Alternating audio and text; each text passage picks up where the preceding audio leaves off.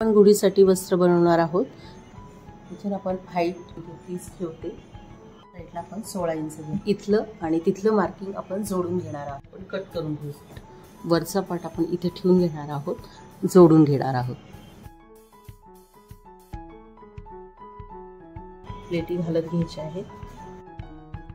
ही plate आपल्याला इथे सरळ ठेवायची। पार्ट आहे तो आपण आतमध्ये घालणार आहोत। असा 4 आणि हे माप येईल त्याप्रमाणे। तर माझं पिन काढून घ्यायची, इथे आपण हे ठेवायचं आणि एक टिप मारून घ्यायची। असं ठेवायचं आहे आणि इथे आपल्याला नाड्या ठेवायच्या, म्हणजे 2 बोटं सोडून त्यावर 3 साईड जोडून घेणार आहोत। आता हे आपल्याला असं पलटी करून घ्यायचं आहे।